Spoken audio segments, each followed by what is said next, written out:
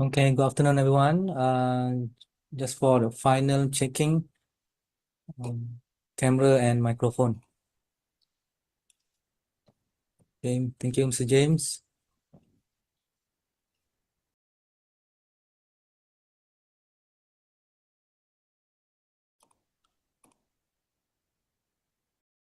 Final check. Start with Mr. James. Hi. Okay, right. Mr. Zack. Can test your mic, Mr. Zack. Mr. Zack. Z01.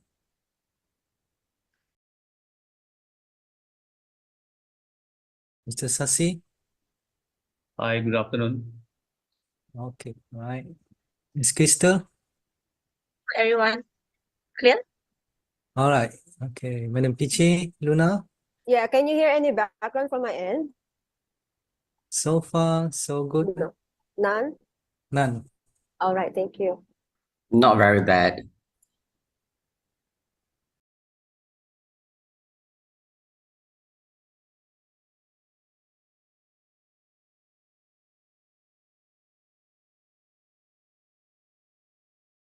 Okay, we will start about a few minutes to allow the others to join Right. us.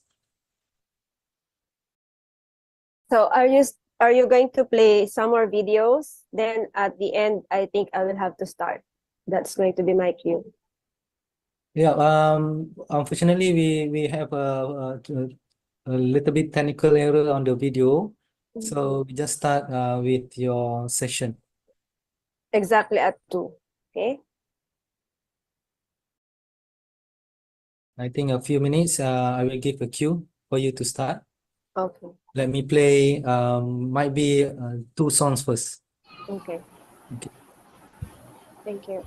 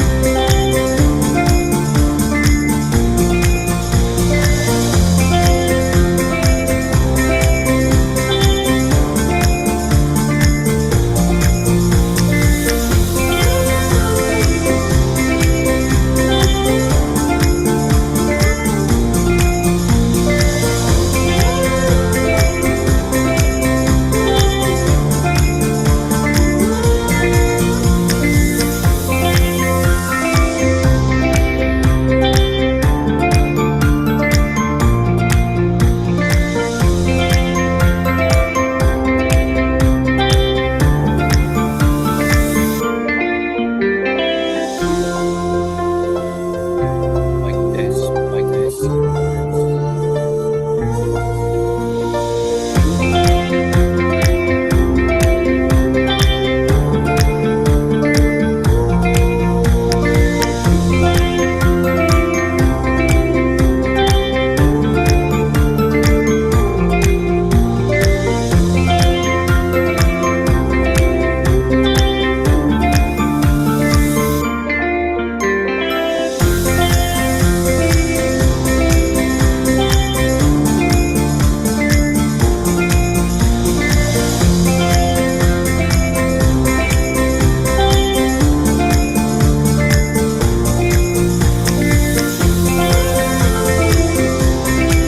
Mic test, mic test, mic test.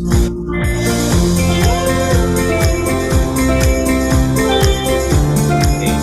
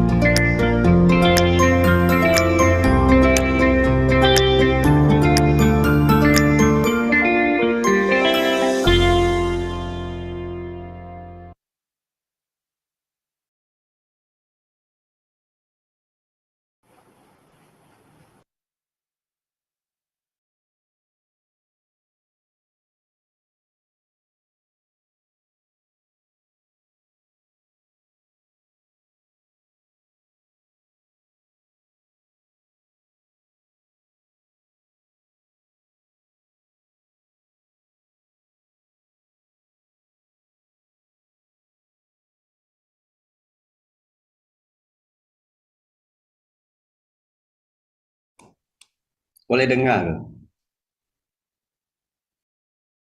I don't think. Okay, all right. So James, Madam Pichi, we will start in 2 minutes. Do you want us all to turn on the camera? Yes, all the speakers and all the delegates from other countries.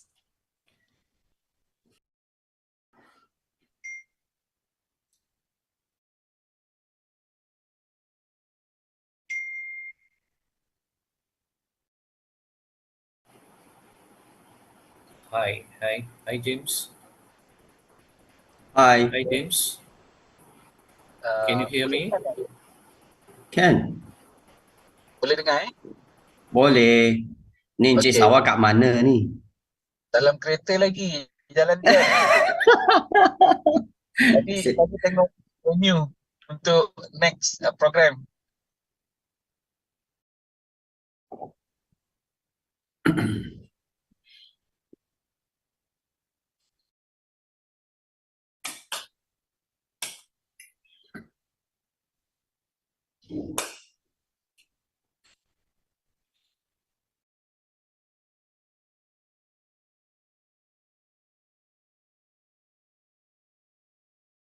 Okay, Madam Pichiluna, I think it's all yours.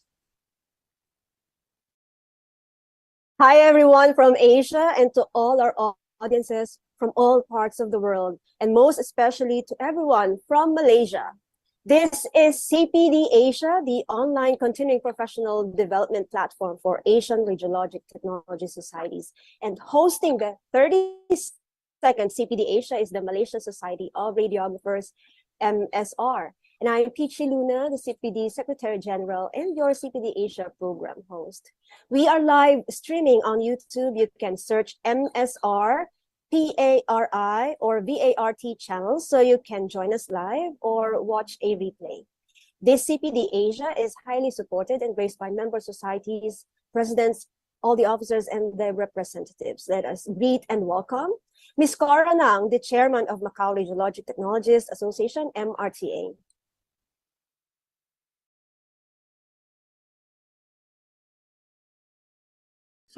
Sorry. Hello, everybody. Nice to meet you on the 32nd CPD Asia. Hello. Hi. We also have the president of Perhimpunan Radiographer Indonesia, Indonesian Society of Radiographers, or PARI, Dr. Giek Sugianto. Hello, everybody. Good afternoon. Pak Sawal. Salam, Pak Sawal. We also have the president of Hong Kong Radiographers Association, Mr. Nang Tat Ming. Hello, everyone. See you again in the 32nd CPD Asia program. Welcome. Yes, hello. And we also have president of Taiwan Association of Medical Radiation Technologists, Sir Chun Yu Wan-Tu. We have president of Singapore Society of Radiographers, President Denise Chung. Good afternoon, everyone, and thank you, MSR, for organizing this session. And we have also president of Indian Society of Radiographers and Technologists, President Selva Kumar. We also received greetings from President Vitarana Gamage Vimala Sena of Society of Radiological Technologists, Sri Lanka, President of Japan Association of Radiologic Technologists, President Mr. Katsuhiko Ueda. We also received the greetings from the President of Macau Radiologic Technologists Association, MRTA, President Fernando Koch, the Vietnam Association of Radiologic Technologists, President Thai Van Loc. We also received greetings and welcome from President of the Philippine Association of Radiologic Technologists, President Rolando Benares, from President Sophie Lee of Association of Cambodian Radiological Technologists. And also we have received greetings from Mohammed Abdel Ghani, the president of Palestinian Association of Medical Radiation Technologists, PAMRT. And later we will be joined by our invited panelists who are also here today. So may I request everyone to open their cameras for a short photo session.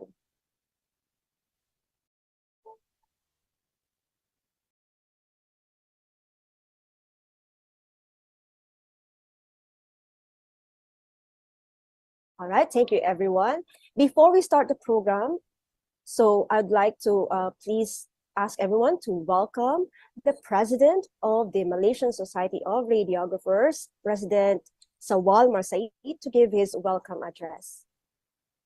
Okay. Thank you, Ms. Pichiluna. Hi, everyone.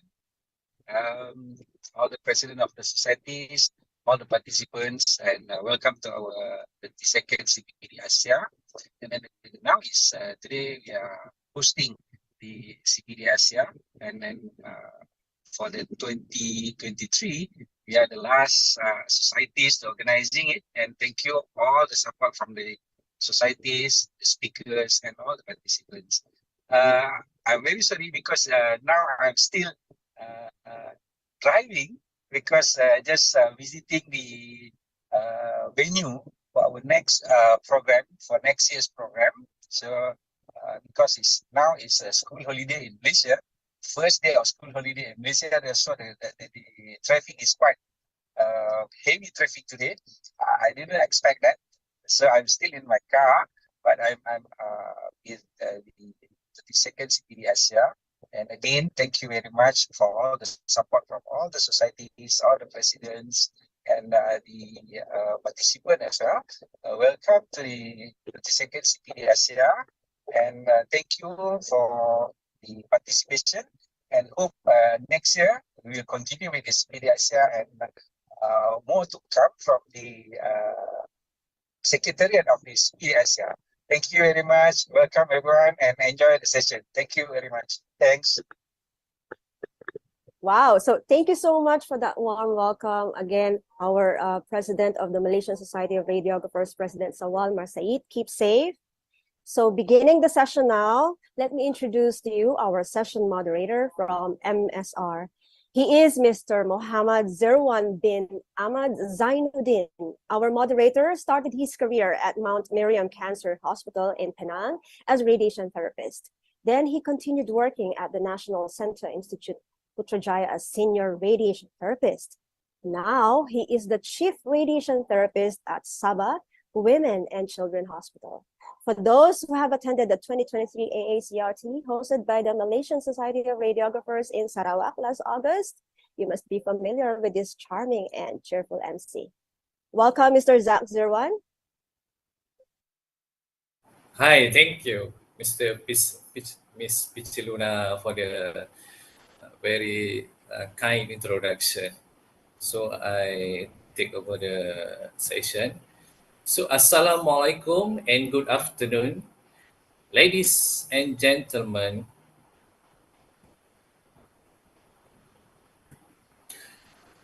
Esteemed colleagues and honored guests, a warm welcome to the 32nd online continuing professional development CPD ASIA. On behalf of Malaysian Society Radiographers, as the host for this 32nd CPD ASIA, we would like to thank to all of you for your continued support by joining us today. So before we begin, let me read a pantun as our Malaysia culture. Usually in Malay, but as we have our friend from international, so I try transform it to English. Okay. We are here today for 32nd CPD ASIA, introducing Dr. James, Mr. Sasidaran, Ms. Leong as our speaker. Society President, Mr. Sawal and Ms. Pichiluna, and I am Zak Zirwan as your moderator. Okay, so we continue with our presentation. Let me introduce our first panelist, technologist Dr. James Chong. He is the Director of Allied Health, Thomson Hospital, Kota Damansara. He is graduated from Teesside University of United Kingdom in Bachelor Medical Imaging, did his Master of Business Administration at National Institute of Business Management, India, and completed the Doctor of Business Administration at European Institute of Applied Science and Management, Czech Republic.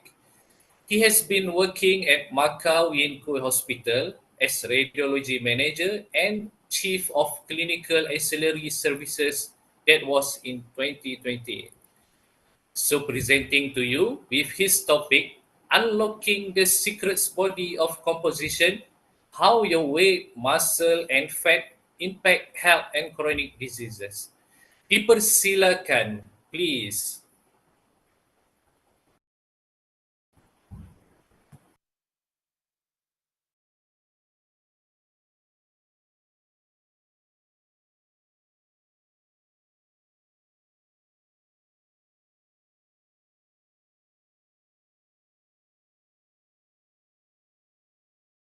Hi, James here.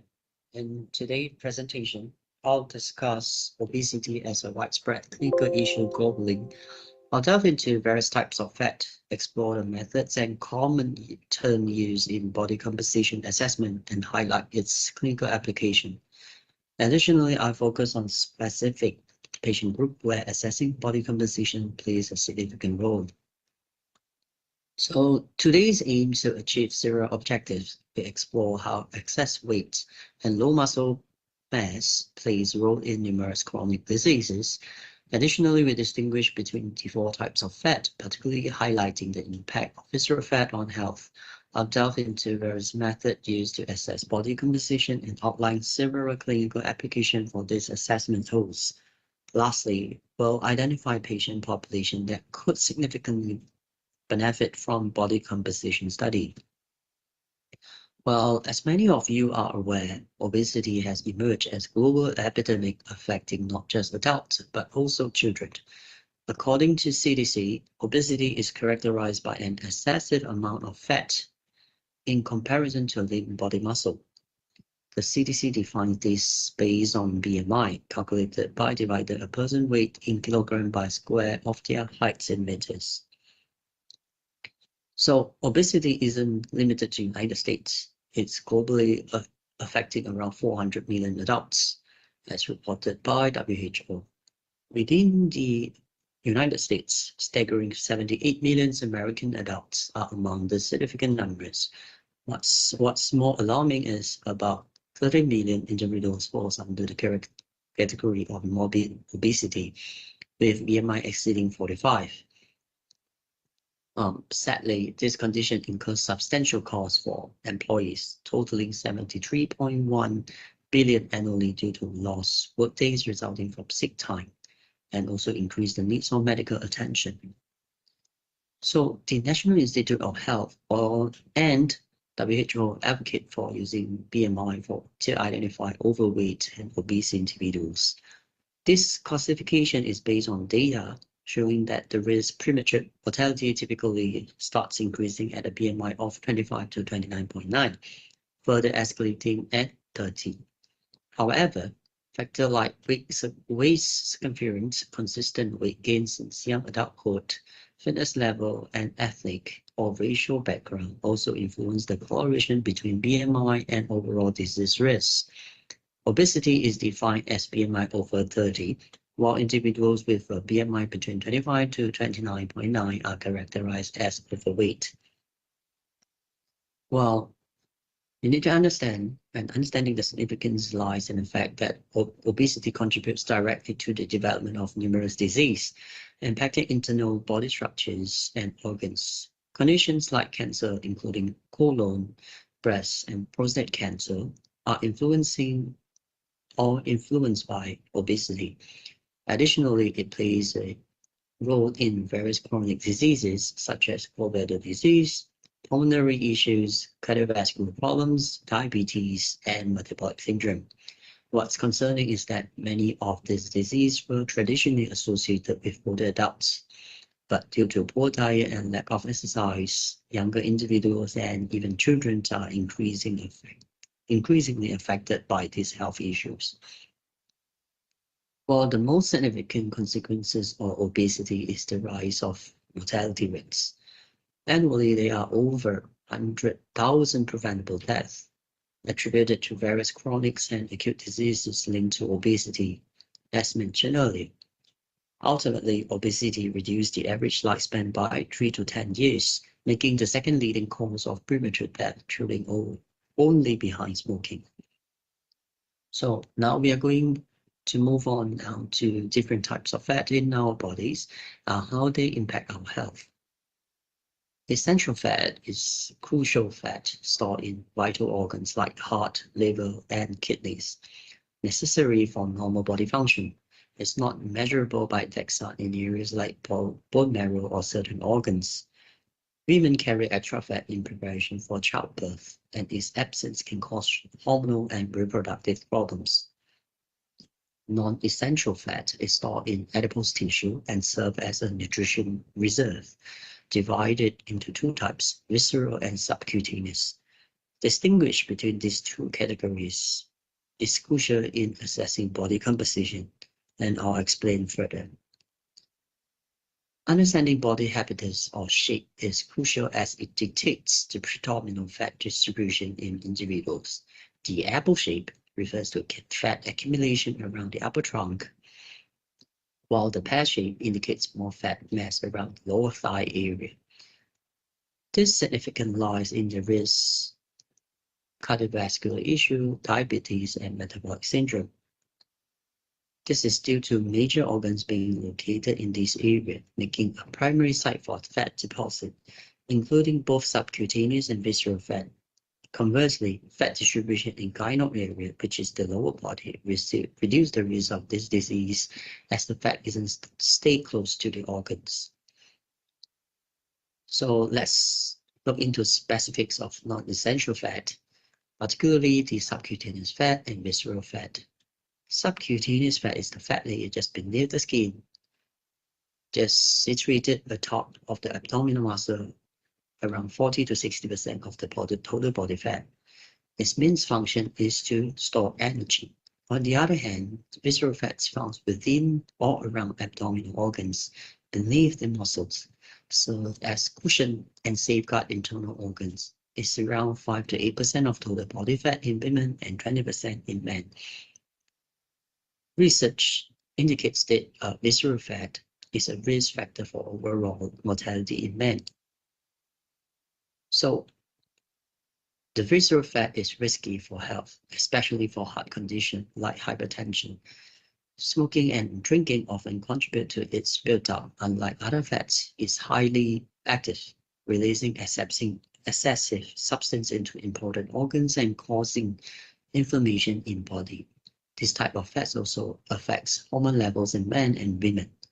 So in men, higher testosterone means less fat, but with age or aging, as testosterone drops, visceral fat increase. In women, more of this fat leads to higher testosterone and lower estrogen, affecting fertility. Furthermore, compared to other fats, visceral fat has more receptors that convert inactive cortisol into cortisol, promoting more fats built up. Long-term steroid use worsens this risk and can cause other health issues. Visceral fat found around organ can change subcutaneous fat into itself. It's released glycerol that turns into glucose in the liver, causing more insulin resistance. It also releases inflammation, causing chemical possibly leading to liver problems like NASH. Now we look into different types of body composition measurement. Now we understand the scope of obesity problem and the various types of fat. Let's look at the way of this measured the composition within our bodies. Hydrostatic weighting, an earlier method like DEXA, worked by using water and Archimedes' principle. It includes submerging the person under water, where the water force balance their weight, called buoyancy. Accuracy is affected by factors like breathing, exhaling fully underwater, helps minimize error. It measures three things: body weight in and out water, and water density. Using this and calculate body fat percentage. So air displacements like hydrodensitometry, but with air instead of water, uses Boyle's law to measure body composition. There are two types. One is for the adult and one is for the children, but it has drawback. Patients needs to be clean shaven and wear specific clothes, which can affect the result as well. Inconsistency in movement and breathing also impact accuracy.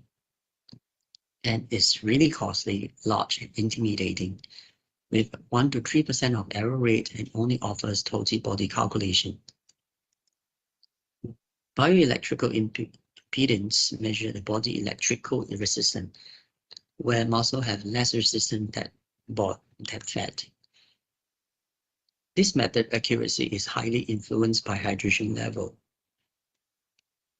Lower water levels can show higher body fat reading, while warmer skin conduct electricity better, potentially displaying lower body fat. In contrast to DEXA, fat measurement changes by less than 1% with different levels of limb mass hydration, falling within precision error range. So another two types of measurement: skin fold and circumference measurement. Skin folds use caliber, as you can see, and measure the fat thickness at different spots. It contributes about 4% difference among tester, and the other way is measuring the curve around waist circumference. This method may overestimate body fat in muscular people. Another method is weight to hip ratio using a TAP measurement. It also can give varying accuracy.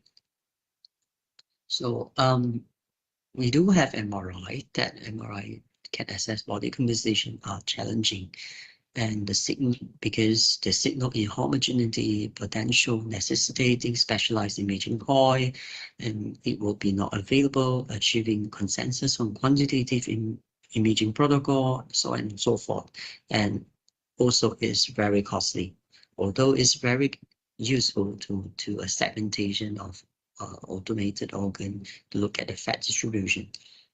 So this is a comparison where the DEXA compared with other measuring techniques. You can see DEXA is the most reliable and cheap and lower dose kind of measuring technique. So what is DEXA? DEXA scanner captures dual energy attenuation data for every pixel in the image. To ensure accuracy, it uses calibration standard usually made of plastic, which are scanned using the dual energy X-ray beam. Plastic and soft tissue both absorb X-ray similarly, allowing plastic to serve as standard for fat and lean tissue in a whole body phantom. By comparing the X-ray attenuation from each image point to the calibration curves obtained from measurement of the standards, the scanner calculates the fat lean mass for each point in the image. So as mentioned earlier, one limitation of DEXA is incapability to direct measure the soft tissue composition within pixels containing bone. While it can measure total tissue mass, it relies on estimating the lean and fat components from surrounding tissue point. So what does DEXA measure? DEXA looks at 3 parts: fat, lean mass, and soft tissue around bones. It gives a detailed look at the whole body and specific area. Lean mass includes everything except fat, like bones and muscle. Calculating just lean mass can be tricky, so fat and fat-free mass together are usually used. DEXA assumes the body is about 78% water, helping keep the result consistent. It also measures bone and total mass, which is the sum of these 3 parts. So DEXA provides a complete picture of these quantities all over the body. So the software used for assessing visceral fat highlights the important area in an image. It shows where the subcutaneous fat and visceral fat are located. By figuring out the difference between these areas, and soft tissue calculates the amount of visceral fat, it automatically marks area in the abdomen and measures visceral fat accurately. So DEXA gives a 2D view, but visceral fat exists around bones, causing overlap. CT scan, 3D alternative, have more radiation and costs, but offer a detailed view. A study compared DEXA and CT scan at L4, finding DEXA performs similarly for measuring visceral fat. DEXA estimates visceral fat by using abdominal subcutaneous fat, inferring visceral fat levels from total abdominal fat measurement. So knowing how much visceral fat a person has is crucial in healthcare. While visceral fat data is measured in mass gram and volume centimeters cubed, the area in square centimeter of the abdomen is key in setting risk level for heart disease, diabetes, and metabolic syndrome. These thresholds vary based on gender and different diseases. Visceral fat strongly relates to health risk and mortality in men.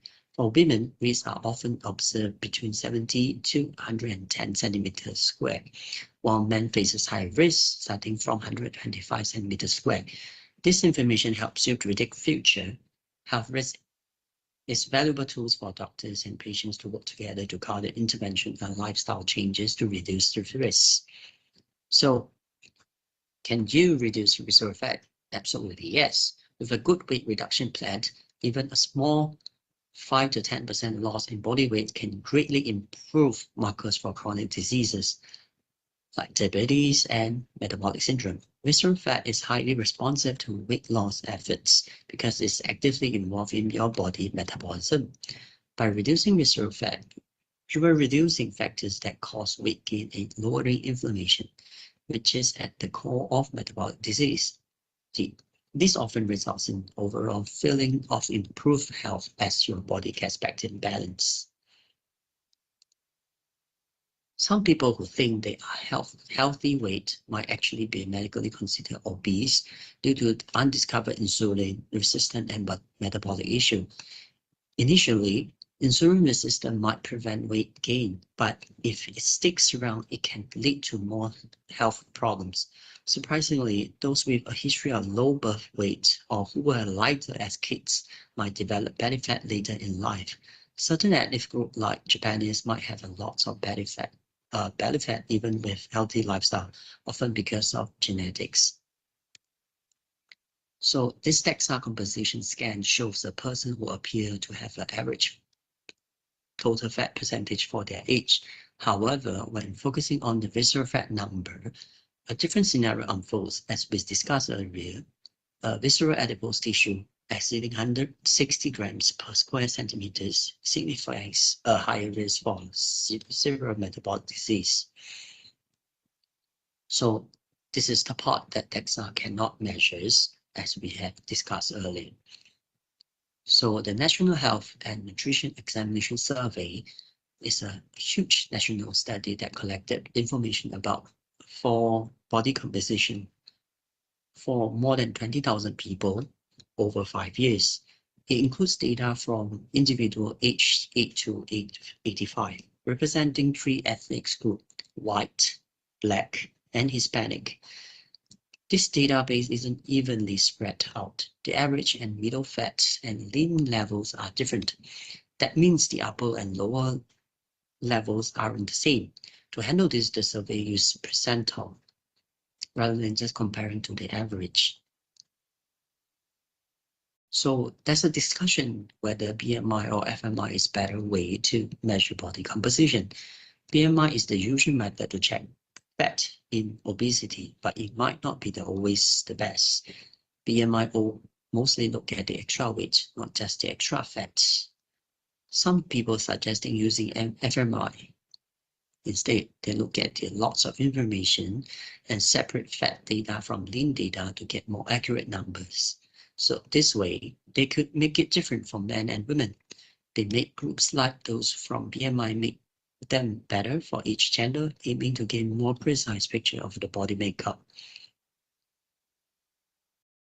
So they have published a reference level based on the athletes across various sports, including archery, shooting, basketball.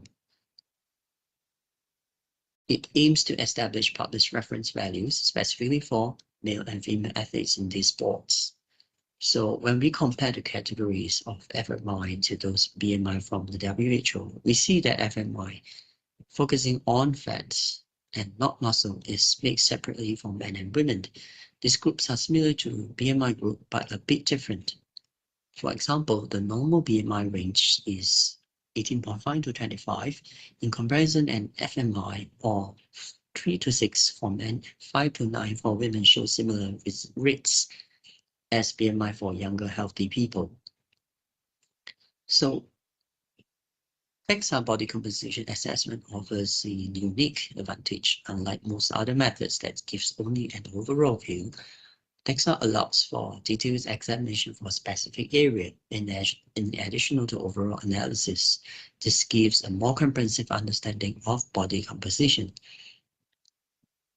So what is the clinical application? So folks involved in weight management, from those undergoing an exercise program to individuals considering bariatric surgery, can really benefit from DEXA composition. Post-bariatric surgery, where nutrition absorption changes affect fat and lean mass, monitoring this aspect becomes crucial. With a growth factors or focus on preventive wellness, many centers now offer comprehensive programs including body composition. So DEXA body composition assessment have proven immensely beneficial for several groups. People who had bariatric surgery, as I mentioned before, to ensure their weight loss primary targets fats, not muscle loss. Fitness enthusiasts, which they find it valuable to tracking muscle gain and reduce overall body fat, and also pediatric patients that dealing with malnutrition. So a comprehensive human performance enhancing program incorporates a tailored approach to body composition management. This includes implementing an optimizing nutrition program that aligns with specific performance goals. The combined focus on training and nutrition aims to improve athlete performance, promote muscle development, optimize energy level, and enhance overall physical capability. So it also helps to assess injury prevention and recovery. So the body composition data is highly valuable for athlete program coaches and trainers. It provides detailed insight into an athlete body, preventing injuries and guide recovery. This is how and why they wanted to use DEXA for preventing injury for athletes. This, by closely monitoring changes in muscle mass during rehab, coaches can refine strategies for optimal recovery and performance after injuries or even surgeries. The detailed insight from body composition analysis help ensure balanced muscle development among athletes across different sports.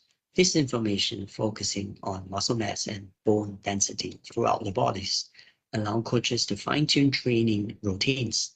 This adjustment aims to create more uniform muscle development, lowering the risk of injuries. Coaches can use this data to customize training program, correcting imbalance and improving overall physical condition for better performance and injury prevention.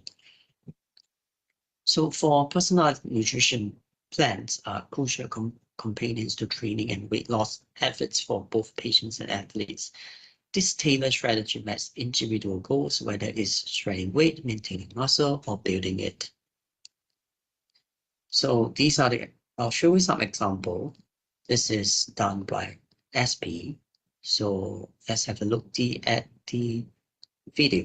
At ASPI, we engineer elite athletes using better science. We look at athletes across a wide spectrum of individuals, from elite youth all the way to elite professional athletes. What draws them to the Institute is that cutting edge technology. They want the guesswork taken out of their training and their programming, so they know exactly what to do to get to the next level. Push, push, push. We want to take the guesswork out of body composition. Most body composition measures just tell you holistically, oh, this is your body composition in general. The biggest difference between the hologic DEXA and other forms of body composition is the specificity that the hologic DEXA gives you. We always take DEXA scans as a baseline at the Institute. It's the first thing you do is look at their body composition before we do any other type of test. It's not good enough to just know someone's overall body fat. It's not good enough to just know how much total lean mass that they have. We want to know where that lean mass is, where that body fat is. One of the things that we can do is we can customize nutrition plans based on someone's starting lean body mass and body fat percentage and what their goal is. We noticed that I needed to put on X amount of lean tissue going into the show, and I only had 11 weeks to be able to do so. So that directly dictated how much my calorie intake needed to be throughout the day. After the nutritionist really works with the athlete using the hologic DEXA data, one of the things we do is we sit down with our strength and conditioning coordinators and really go over muscular imbalances to create the ultimate program specifically for that athlete. Both athletes and coaches absolutely love the fact that the hologic DEXA is visual. It's visually appealing and it's easy to understand. Because the bottom line is that the athlete has to understand, and a picture is better than 1,000 words. I think that the DEXA definitely helps keep people on track and keep people motivated, because when you're constantly seeing, I have 18% body fat, now I have 17.5% body fat, 16% body fat, and you know how precise the DEXA scans will actually be.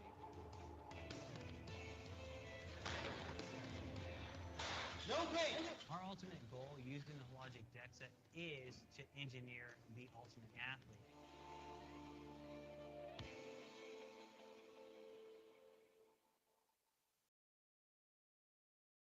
Okay, so let's move on At ASPI, for another video.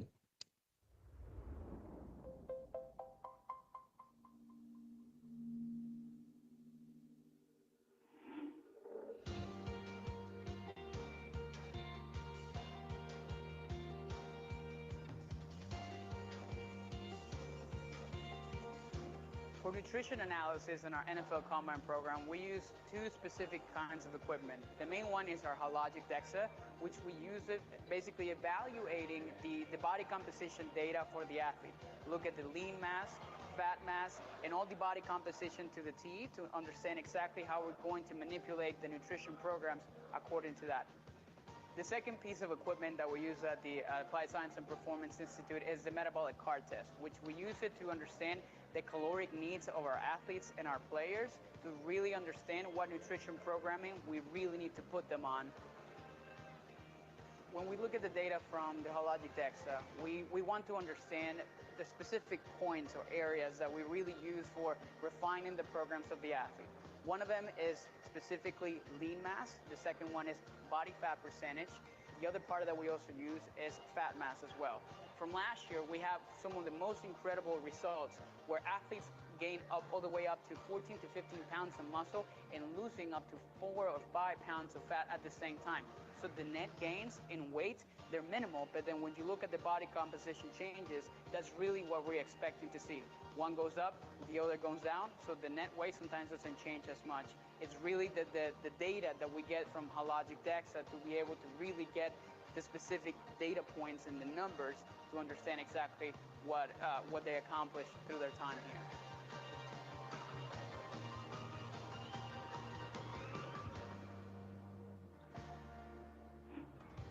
Okay, so let's move on to the next one. So as you can see, this is the results that from the DEXA scan. So it will tells you all your upper limbs, your trunks, and lower limbs.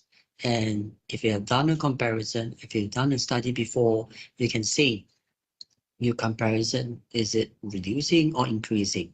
So take note about this results that are done in 2 different dates. I've done a comparison with the BIA. So you can see actually there's significant difference. So the accuracy for BIA is lesser compared to DEXA. So in short, the obesity problem is constantly changing, caused by various factors, yet there are several hopes solutions on the horizon. The bigger deal about this issue is to put it today's kids at having risks and a shorter lifespan compared to their parents, which is a concern for now. So this is the the take-home message that obesity is really a concern and epidemic to threats all the generation for now. So I want to take a little bit of time to talk about another thing that also affects our health, or well, mainly due to for older generation. We call this condition sarcopenia. Sarcopenia refers to the age-related decline in muscle mass, indicating the reduction in muscle quantity over time. So the percentage of loss in lean muscle or lean mass is associated with the complication in increased mortality rates. So this is a definition or the index that we use to calculate sarcopenia. So the current status of knowledge, well, consists of several factors that includes regulations of protein synthesis and degradation, genetic influence, the natural decline in secretion, and the factors of hormones like growth hormone, so on and so forth. So understanding how body composition assessment can help screen for potential issues in overweight and obese individuals with muscle loss is really important. In many countries, more people are becoming overweight or obese, and they are also getting older and less active, which can lead to health problems like chronic disease and cancer. This situation increases the chance of people losing important muscle mass. Normal methods like checking weight or using BMI aren't good enough to spot this muscle loss or undernutrition, which can get worse and harm health. However, using special body composition like DEXA, it checks early on, can find undernutrition in overweight or obese people with muscle loss. When found early, it allows for quick help with nutrition, which might improve or how healthy they are in the end. So this is the challenge. These are the challenges that in screening for sarcopenias. So it involves specific issue related to the patient's condition and equipment used for measurements. So what's to do to counter the muscle loss is weight training and a proper nutrition program. It's just a small take-home message that I wanted to let you all know that many people actually thinks that for older people, the losing bone density is crucial, but actually another problem is with losing muscle mass will cause more important issue, and the entire musculoskeletal is attached together, so losing muscle will decrease the bone density in leading to more problem. For example, if a person is fragile, they fell down, it can cause muscle injury or even fractures.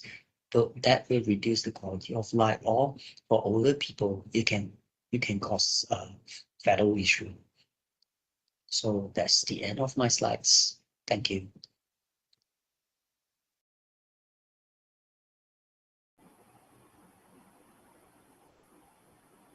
Terima kasih. Thank you to Dr. James Chong for the interesting topic. So I would to remind, if you have any question, you can type in the chat box below and we will discuss it at the last session.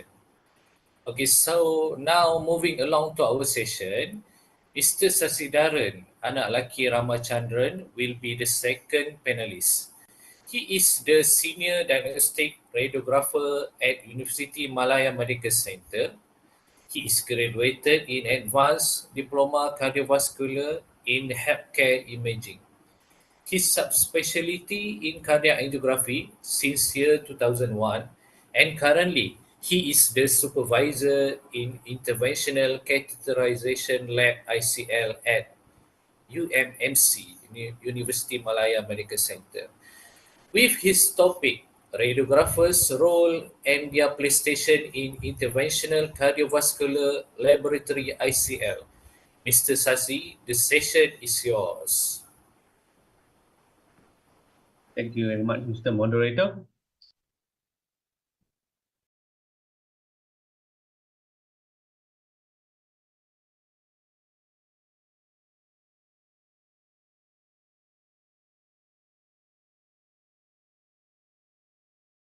Are you able to see my slides?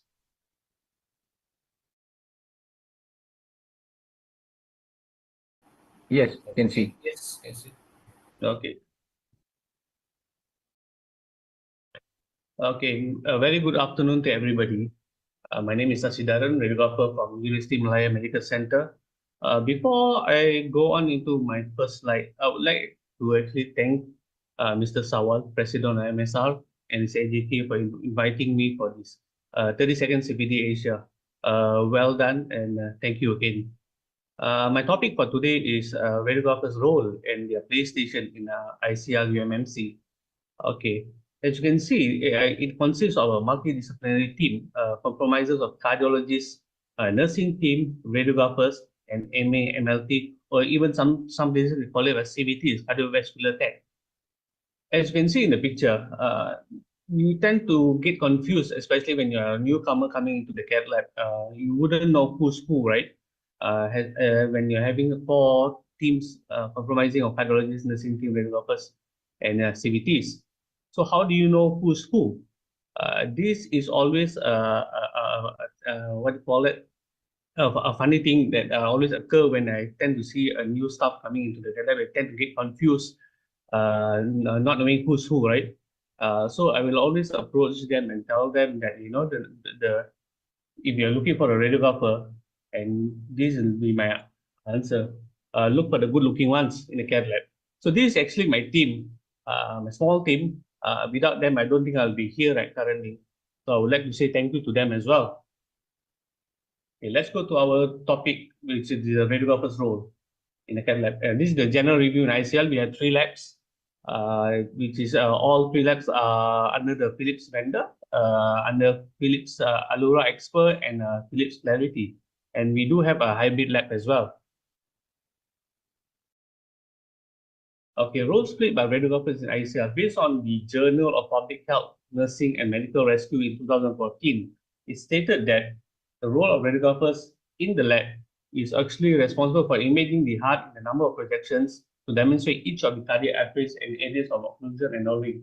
Just to get a 3D mapping of the coronary arteries, that is the reason why we take a number of projections in each coronary arteries. Okay, but we tend to forget, the radiographers tend to forget that that's actually not the actual role that they play too. They have a more important role in the cath lab, where their core job is actually to minimize the risk of radiation for the patient and for the staff as well. And the second thing that I will always tend to notice, that we always tend to neglect the maintenance and operation of the angiography equipment, which I've always tell my colleagues that it's very important that we do a daily Q&A, which is the quality assurance of the machine. But there's no point of us owning the machine and then go have our breakfast, and then when you put it on the patient and then we start doing the angiogram, the machine breaks down and there's some interface of the machine doesn't work. So that is also a main thing that we always do in our ASIA, to maintain an operation of the angiography equipment. And of course, since you are doing the cath lab, you should know your cardiopulmonary resuscitation as well. And always apply the radiation protection principle, which is the ALARA. That is very important. That I always remind my radiographers and also the new radiographers, junior radiographers, which is coming for training. Okay, based on this picture here, this is actually the common view or the common procedure that is being done in ICL. So this is actually how do you minimize the radiation that is involved during the procedure. You can see that, you can see as my cursor is moving, this below the tape, under the table is actually the X-ray tube, and near the patient is always the detector, right? So make sure that the detector is always close to the patient. That is actually to reduce the scatter of radiation. And of course, you do collimate during the procedure. And of course, again, it depends on the operator, which is the cardiologist. If he minds for you or the radiographer to collimate, you collimate accordingly. You do not collimate too small of a FOV, where it doesn't actually give you a diagnostic view for the operator. So collimate accordingly based on the procedure that's being done. And then position shield in between the patient and the operator. This is actually the glass shield. Okay, it always position between the detector and the operator. And of course, in some cases, in some cath lab, they do have the radiation safety cap. Even I myself have it. As you can see, the radiation cap, it has a thin layer of a lead, which is protect the operator as well as the staff in the ICL. And of course, radiation safety glass is always a compulsory kind of a thing.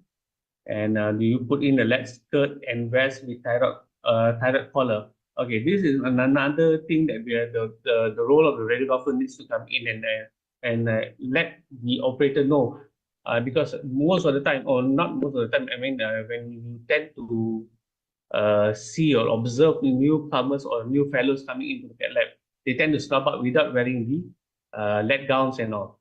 So it is your duty or the radiographer's duty to actually remind them to wear the lead gown first and then wear the stop. And of course, disposable shielding, this is not compulsory as well, but in certain centers they do have it. Okay, and the movable lead skirt, it comes together with the machine itself. Okay. This is another important diagram which actually minimize the radiation risk between the patient and operators. Okay, we go to the patient first.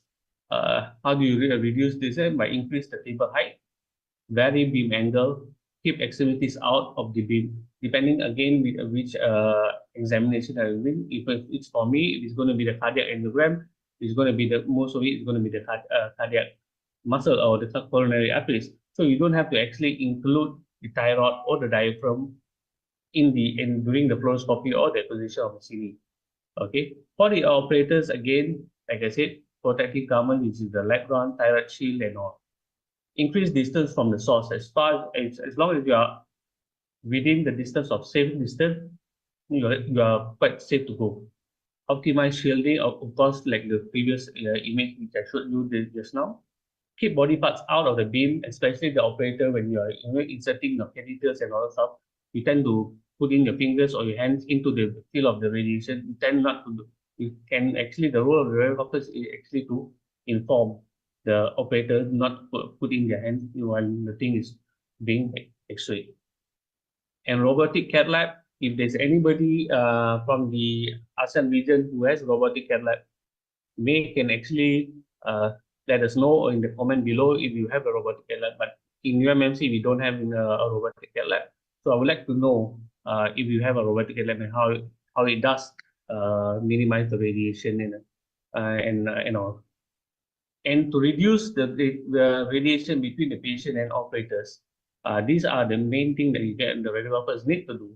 Limit radiation usage, of course, when the operator is actually pressing the pedal and in a prolonged period of time, you can always remind them, doctor, the fluoro time is quite long. You can always ask them to stop and fluoro again during the procedure. Decreased cine usage also does help and minimize steep angles. As you know, the steeper the angle that you go is going to increase the more of the KV and MAS during the procedure. And of course, keep the detector close to the patient, and that's to actually to reduce the scatter radiation. And of course, if you're able to decrease frame rate, you can always recommend the doctor to reduce the frame rate. For cardiac, for your information, cardiac angiogram, we tend to have a default setting under 15 frames per second. But I heard that there are centers around the world that they use 7.5 frames. So it depends on the operator as well. Okay, use software magnification as well. I tend to use software magnification most of the time rather than magnifying during the procedure. Why? Because every time that you magnify each step, you go higher and higher, radiation tends to go higher and higher too. Okay, real-time dose monitoring is standard, and you have to collimate. I tend to collimate most of the time, and I do encourage my radiographers to collimate as well, and that actually reduces the radiation during the procedure time, and also for the patient and for the ICL staff as well. Role play by the radiographer, again under the same topic. This is actually the interface of the Philips machine that we have in ICL UMMC, where you can see in the first diagram here under the patient, it has box saying the patient's height and weight. By putting the patient's height and weight, you are actually telling the machine or indicating the machine that the patient is either medium size or in the larger size. If it is in the larger size, the machine will actually increase the kV accordingly based on the setting provided. And the machine's interface for this fluoroscopy is always on the default setting, is in number 2. And then number 1 is always the low fluoro, and the third one is always the high fluoro. We tend to use number 2 under the default setting. When I notice that if the patient is small and thin, I tend to go on low fluoro as well. That again is to minimize radiation for the patient and also the staff.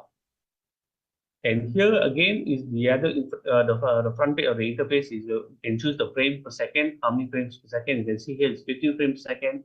The next one is 7.5 frames per second. So you can actually play around with the frames per second, of course, with the cardiologist's consent. All right. The pre-procedure, I wouldn't go during procedure and post-procedure because that will be actually another topic which I don't think I have time to explain. But nevertheless, I will just go into the pre-procedure as well. What do we do during the post-procedure? Again, the first thing that we always do is the daily quality check, which is done daily, every day, before the procedure is done. Of course, you are always X-ray disabled, and when you're doing the identifying of the patient, when the patient is on the table, patient should be countable as possible. Patient creatinine level and the type of contrast are determined based on the patient's creatinine. Okay, injected contrast is needed if necessary. Okay, now we go to the second topic, which is the PlayStation time. The games application all must know in the cath lab. The first is the QCA, the quantitative analysis. Second, stand boost.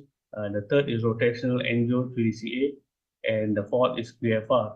I did it in this order. There's a reason for that. Of course, we'll go to the QCA first. QCA.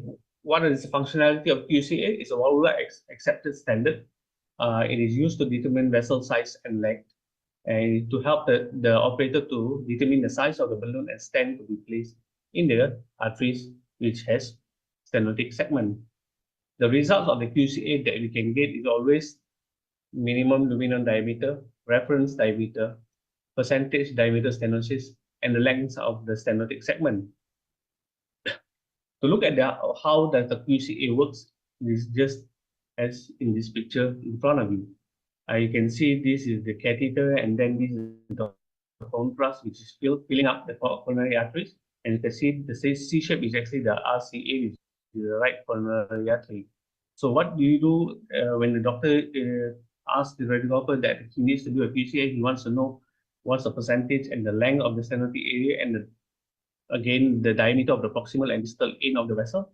So the radiographers will actually take this run and choose the frame that it is intended to do the QCA, and to look at the proximal, the normal proximal, and the distal vessel, and then to look at the tightest spot of the frame. So what you do is you actually click on the proximal part of the vessel, and you double click on the distal part of the vessel, and then the software will actually recalibrate and calculate. And this is what are the numbers that is given to you. And this is how the cardiologist will actually determine the size of the vessel and the length of the stent that is going to put into the vessel. Stent boost. Stent boost is a non-invasive stent visualization, and it's quite important currently in UMMC, where we tend to do a lot of stent boost images for every PCR work which is done in the lab. Okay, the technology of the stent boost enhances the stent while fading out the background noise and anatomical structure. This enhanced visualization shows the fine details of the stent struts when the stent strut is deployed within the coronary artery wall. So we do the stent boost to actually look at the stent struts, whether it is actually wellly opposed on the structure of the vessel wall. So this is the movie time. Let's look at the first stent boost run here.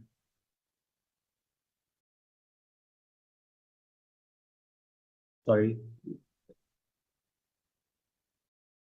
As you can see in this first stent boost image, right, on the video, you can see that there's two stent struts within the vessel.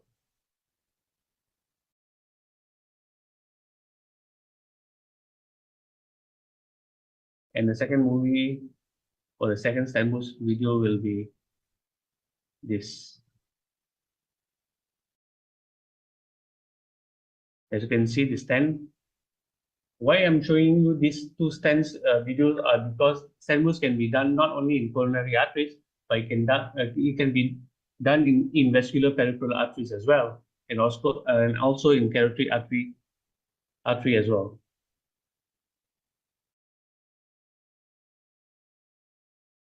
Now we go to the rotational angle, or you call it expert swing. The functionality of the expert swing is actually replace the two single axis run with one dual axis run for the left and right coronary artery. Unlike the conventional coronary angle, it requires multiple stationary views. The C-arm rotates in curve around the patient by combining a few diagnostic shots in a single run. The advantage of doing a rotational angio is reducing contrast and also radiation exposure to the patient. Why do I say that is when you do a conventional angiogram, you tend to take each run, each run you just have to inject the contrast, and you take a single run. So when you do a rotational angio, you just have to inject once, and you tend to get all the 3D mapping of the coronary arteries at one go. 3D coronary analysis is actually the same thing as what you call it as rotational angio, but it comes with the software of 3D coronary analysis. What it does is the functionality is to uncover overlapping branches when looking at the bifurcation. One of the advantages is most beneficial viewing angle. Proper projection can be determined without using additional extra dose. Desired viewing angle is chosen. This is actually when the patient is having a CTO, which is a chronic total occlusion vessel, where there is a collateral from the right. The example of the right is giving a collateral to the LAD, which is the CTO. So you can actually do the rotational angio, and you can see the collaterals which is supplying to the LAD in a angle that can be seen clearly in the 3D coronary analysis. So I'll show you how to do the coronary analysis. This is how you do a 3D CA. It's exactly the same like the QCA which I showed earlier, when you do the cine run and you choose the vessel based on the frame which is indicated, and then you click on the proximal, and then you double click on the distal, and you get the 3D CA vessel. As you can see here, every time that you move the vessel, it gives you the angle which is desired. And of course, it tells you the length of the segment which you, when you are studying, which is at this currently is 124 millimeter. As you move the ring, the green ring and the yellow ring, it tends to shorten the length of the segment which you are manipulating. And this is also another 3D CA which is done, and it's always used in the cerebral angiogram. And this is the example of how to do it. NQFR, quantitative flow ratio. This is actually a new software which is currently important, where it is actually a physiological study which is being done in every cath lab, where the consensus between the cardiologists, where they tend to do a physiological study, which is the QFR. It's a non-invasive coronary imaging to assess the functional significance of the coronary artery stenosis. It actually provides an estimation of the fractional flow reserve. What I'm trying to say is, when you do an angiogram and if there's a stenotic segment which is not really what do you call it to do a PCR, then they will actually do a QFR to identify whether there is any flow limitation to the coronary arteries. It's actually a computation process. It's run under the AI technology, and the clinical utility allows the clinician to determine whether a stenosis is hemodynamically significant and likely to benefit from the intervention without the need of additional invasive procedure like putting a pressure wire, which can actually dissect or perforate the vessel element. This is actually the QFR image, the interface, and the results outlook. As you can see, the interface, it has a series of selection, frames selection, offset correction is something similar to QCA as well. And then as you can see, the final result is actually a 3D CA image, right? So what I'm trying to say is QFR is actually a combination of QCA, 3D CA, and FFR, which is the pressure wire.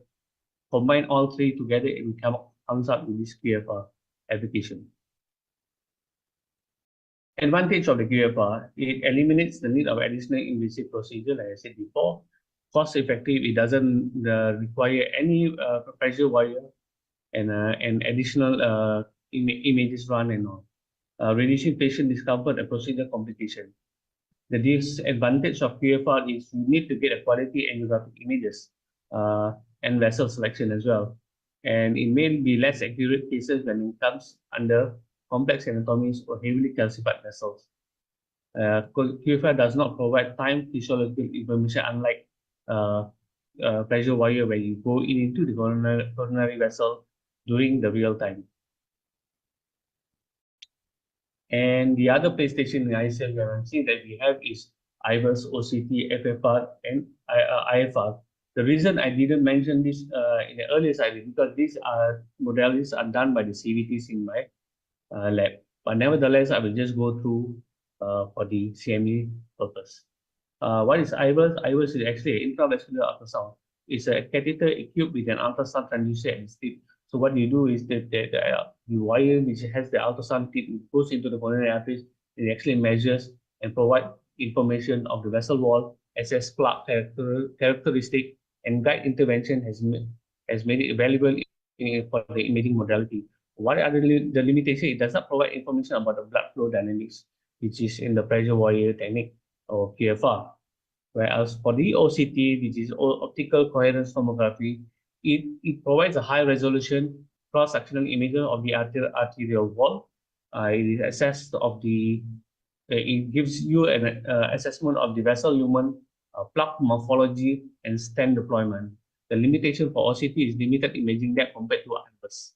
The advantage of the OCT is always visualizing the plaque morphology, optimized stent deployment, and it's always available tool for guiding interventions. The third will be FFR, fractional flow reserve. Again, this is actually the pressure wire which I just mentioned just now. It helps guide treatment decision between significant and non-significant stenosis. The limitation for the FFR will be arterial injury, bleeding, or infection when the wire is going into the coronary artery, where you can actually perform dissection or perforation for the vessel. The advantage of the FFR will be it's a gold standard for assessing the functional significance of coronary artery stenosis. And in fact, for IFR, instantaneous wave-free ratio, it's actually a simplified version of the FFR. It eliminates the need of hyperthermic induction, where in FFR, we need to give adenosine during the process of the FFR. For the limitation of IFR, it actually relies on the specific time point in the cardiac cycle, where it is called the free waveform, where it detects during that time. And the advantage of IFR is to demonstrate that IFR has similar outcomes to FFR. So if you want to change the world, start off. So my take-home message will be, of course, the daily Q&A that you need to do, and then understanding the basic principles of ALARA, and of course, patient and staff safety in ASIA, where the radiographers need to know and understand that they play an important role in ICL when it comes to radiation protection. I have a video which is quite a favorite of mine, where he's actually a commander of the Navy SEAL, Commander McRaven, stating about the simplicity of life and how it's important in our daily lives. Please have a look. By making your bed. To change the world, start off by making your bed. If you make your bed every morning, you will have accomplished the first task of the day. It will give you a small sense of pride, and it will encourage you to do another task, and another, and another. And by the end of the day, that one task completed will have turned into many tasks completed. Making your bed will also reinforce the fact that the little things in life matter. If you can't do the little things right, you'll never be able to do the big things right. And if by chance you have a miserable day, you will come home to a bed that is made, that you made. And a made bed gives you encouragement that tomorrow will be better. So if you want to change. So with that, thank you for your attention. These are my reference, and thank you so much. And see you again. Bye.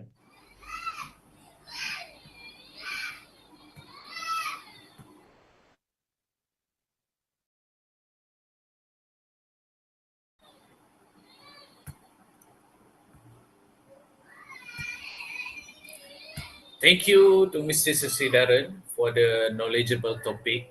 So don't forget to make your bed, start tomorrow. Terima kasih. Again, a reminder, if you have any question, you can type in the chat column below and we will discuss it at the last session.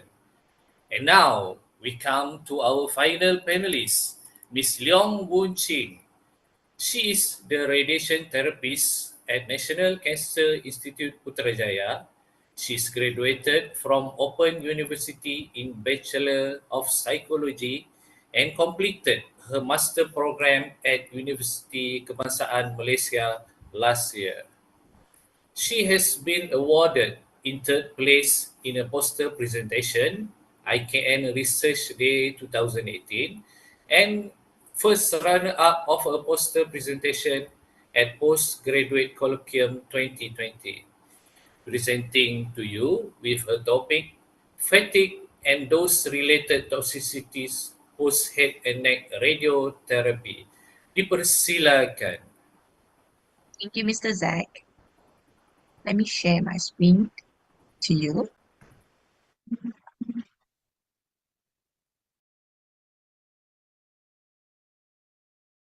Okay. A very good afternoon and Salam Malaysia Madani. A very warm welcome to each and every one of you from different countries present here today.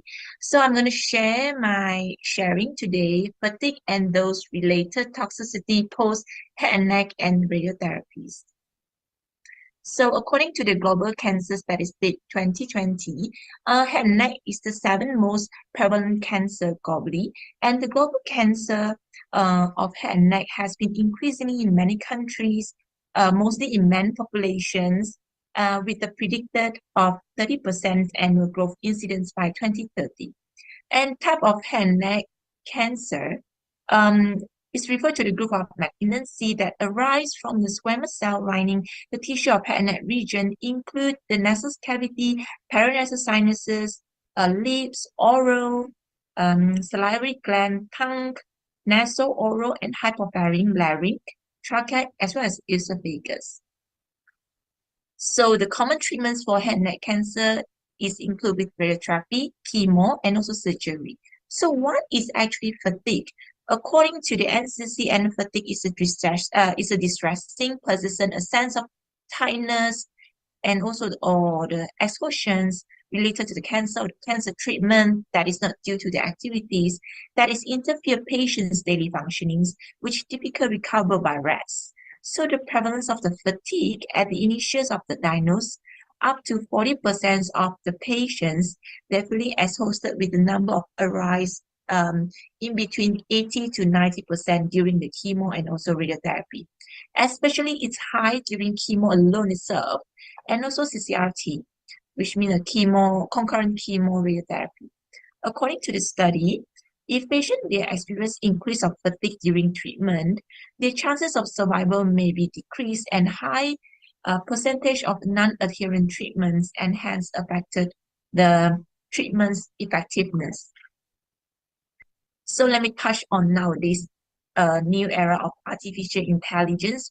Radiations induced toxicity can be predicted using radio and also dosimetric machine learning approaches. So recently, the advancement of the machine learning and the radiomic has provided a new method for toxicity predictions. It is a model using image-based radiomic features extractions from the regions of interest, and also the radiomic features applied by the dosimetry segmentations to predict the occurrence of the toxicities. So this model, it is for predicting the toxicities, expand the applications of the machine learning in the field of radiotherapy, and promote an effective development of the toxicity predictions.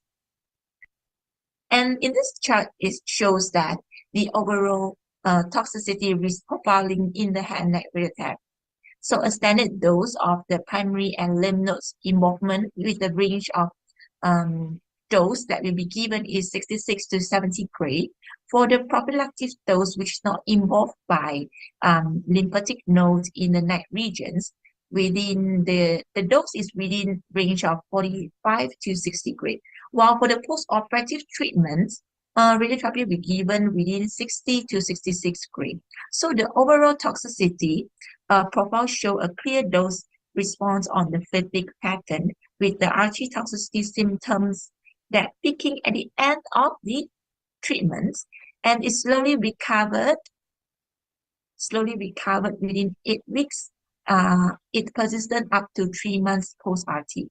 For some patients, their recovery condition might be delayed, and it's resulting fatigue in a chronic phase. As patients will experience more severe fatigue symptoms as the and also the prolongations of the fatigue, it will be increased with the dose and also the fractionations of the treatments. So how does the RT dose affect to the organ at risk in related with the fatigue. So let me start with the salivary domains. Salivary domains, the salivary toxicity is associated with the intragadose, buccal mucosa, oral cavities, parotid gland, and also submandibular gland. And an early effect of the radiations to the salivary gland is include xerostomia, sticky saliva, and also loss of taste. Some include atrophy of the salivary tissue, which are usually concomitant with the fatty implantations, and it leading to the progressive reductions of the size of the gland, and also parenchymal loss is actually expected to be more prominent in the parotid gland, but it may vary depending on the primary site of the lesions and also the radiation field. Let me share a case study in here. It's indicated that early post-RT changes in the parotid and also submandibular gland, presenting in an MPC patients with 37 years old man. So this noted that the heterogeneous enhancement of the superficial part of the parotid gland and also parenchymal loss on the left parotid, as I showed here in the arrow C here. So another is the submandibular gland, indicate decrease in size over this area. It means the celladinitis is presenting, and also is also demonstrating an edema as shown in the arrow D. So here. Okay. So in the mucosa domain, and we have the dose predictor is oral cavity initially with the ulcerations followed by mucositis with the increasing of the fractions. So according to the WHO oral toxicity scale, grade 1 patient will start with erythema. Grade 2 is patchy ulcerations over here, as you can see here. And the grade 3 is complete ulcerations, and patients, they couldn't swallow food at all. And grade 4 is tissue necrosis, spontaneous bleeding, and extended that elimination is not possible at all. So the intensity of the early mucous membrane reaction is the major factor limiting the daily and also the weekly dose accumulations in the treatment of the head and neck. Example, a schedule of 70 gray delivered in the 2 gray per fractions over 7-week treatments. It leads to spotted complete mucositis in most patients. Okay, as the muscle undergo mild progressive fibrosis and also fiber, the atrophy after the radiation. So after the radiotherapy, when it reached the maximum tolerations of dose, oral desquamations occur around day 12, and it's recovered after the treatment 2 to 3 weeks time. Okay, so here's a case, late post-RT changes in the mucosa in a 53 years old woman with the tongue-based and supraglottic laryngectomy. The image A demonstrates a tumor at the base of the tongue and the right area. And the image B acquired 1 year after RT shows that after the treatment show the tumor already necrosis, and there's a lost tissue over this area. Okay, and this may lead to a long-term xerostomia and also dysphagia. In the swallowing domain, the organ at risk were identified as a predictor for swallowing toxicity, like we have oral cavity, PCM, superior, medial, and inferior, circumferential inlet muscle, supraglottic sparing. In the pharyngolaryngeal structures, there's early changes at the first week to the month after the RT. Usually, it will lead to acute mucositis and also submucosal edema, and followed by dysphagia and also dyspnea in a severe space. So let me show you another case. It also an early post-RT here, changes in a 44 years old man presented with the SCC oropharynx of the right side. And this MRI showed there's a thickening and also the prominent mucosa contrast enhancements over here of the pharyngeal wall and also laryngeal structures as shown in arrow A here. Okay.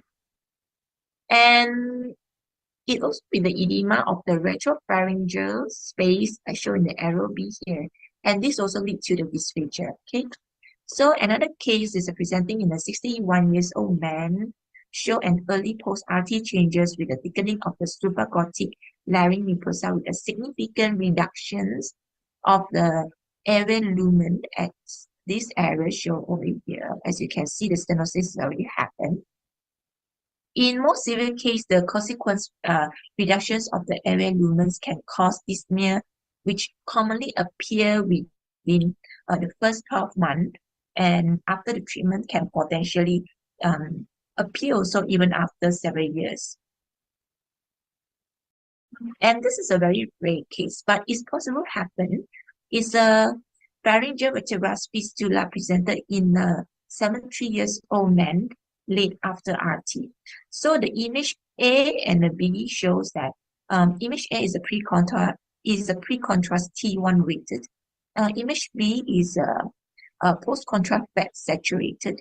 MRI shows the mucosa necrosis in the posterior wall of the hypopharynx as you show in the star, as I show in the star here. Okay, with the pharyngeal vertebral fistula in here, this arrow B. And spondylitis is this is a secondary infections of the vertebra. So is in here, is presenting here.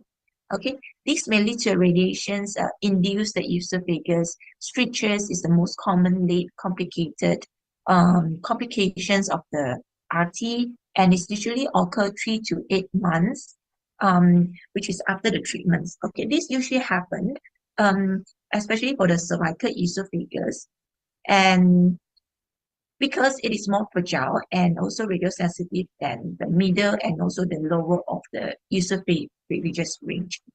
Okay, so and this may lead to the poor oral intake and nutritionist and also nutrition deficiency, which patients couldn't eat at all, and it may lead to more chronic phase is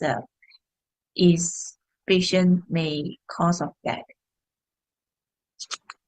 Okay, and this is the pain domain, and the pain related to the toxicity is at the area of integral dose of the oral cavity, mandible, buccal, mucosa, supraglottic larynx. Okay, so the effect of the radiations related to the pain domains are mucositis, mandibular nutrition impairment, post-surgery with poor prognosis or late RT toxicities of the pharyngeal and also the oral cavity lesions. And for the late RT toxicity will occur up to 20 years post-RT, notably in those greater than 60 grade. It is possible happen. It is also possible happen, but it's a very rare case. Next is xerostomia, which is cause of pain also, and also dysphagia in a long or a short term. So while in this case is presented in the 67 years old man with oral cancer of the right oral mucosa who underwent treatment with local RT. So at the from the image A and the B at the level of the mandible, 1 month after treatment show minimal sclerotic bone marrow without cortical disruptions, while for the image D here shows that the level of the mandibula 6 months after the RT shows that there's a bone resorptions and also the cortical fragmentations presented at the dotted area over here, which is a typical finding of the subacute osteonecrosis. So this is also another case for the skin and subcutaneous soft tissue. Radiations damage to the skin most of the time. It causes radial dermatitis occur in 90 and above % of the patients who will receive RT. So the acute inflammatory reactions in the deep tissue usually occur within 2 weeks after the RT. And this CT image shows that the neck regions presenting in a 44-year-old man with larynx carcinoma, shows an early post-RT changes to the diffuse thickening of the skin and plastima muscle, and also the thickening of the subcutaneous fat. So over here, and the arrow show here, and the deep tissue fat layer also involvement. Okay, so this is the grade RTOG assessment and the grading tool that usually the medical officer and also the oncologist, they will grade the patient's skin. So in a it's come with four grade.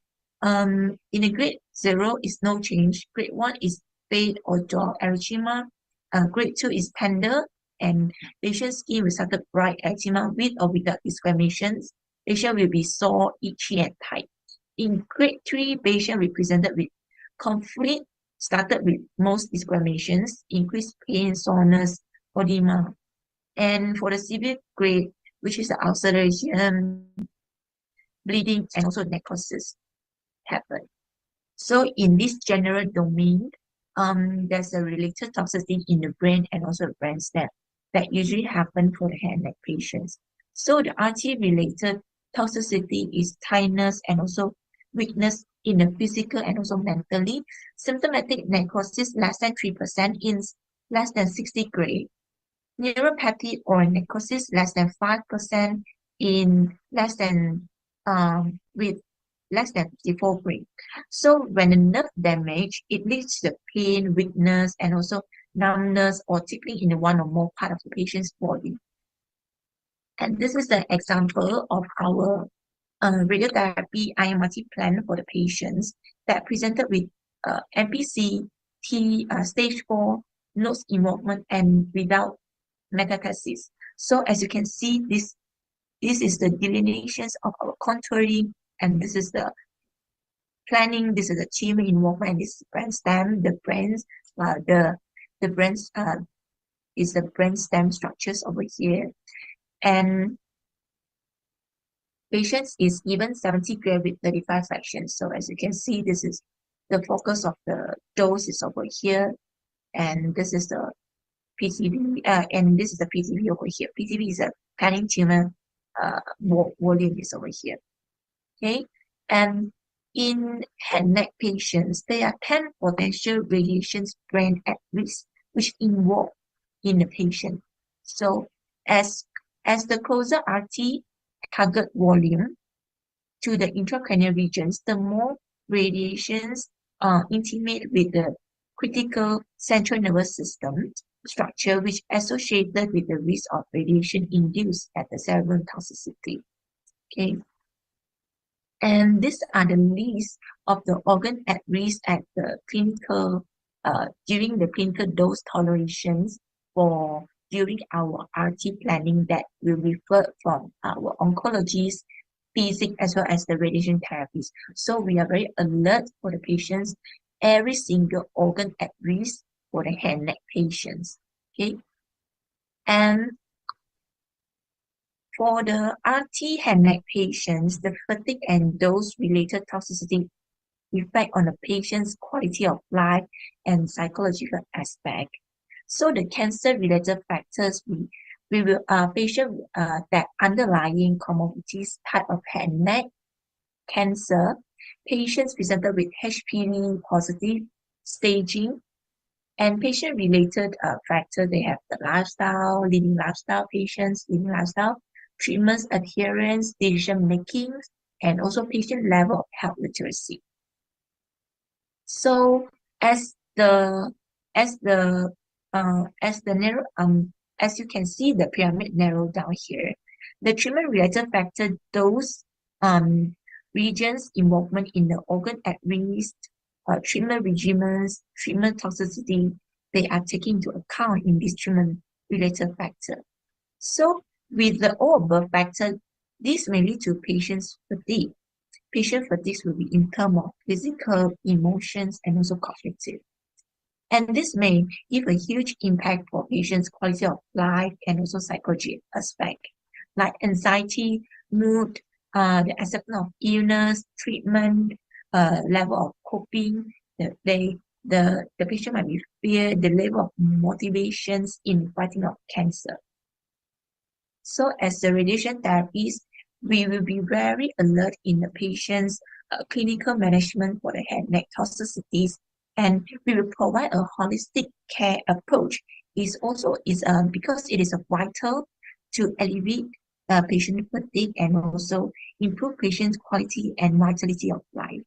In the clinical, they have clinical symptoms screened by the medical officer or the oncologist, and they will provide a supportive care, psychology supportive care, and the radiation therapist that will for the patients who are more critical involvement with the organ at risk and a high toxicity of high radiation toxicity, the radiographers, they will give more frequent imaging setup verifications, patient care counseling in pre, during, and also post-RT.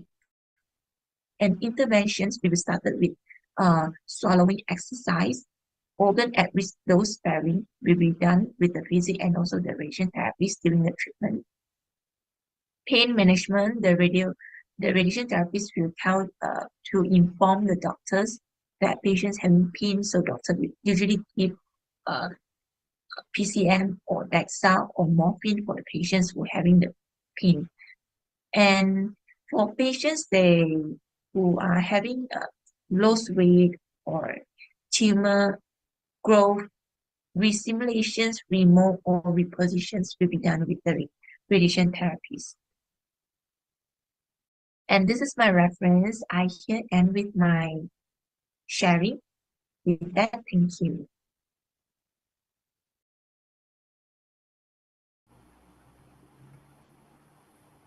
Terima kasih to Ms. Leong for her sharing.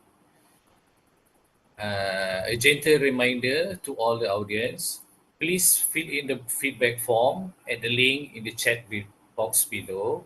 So as we move to Q&A session, I will read the question from the chat, and if you want to ask a question, you can still type in the chat box. Okay, we have I read.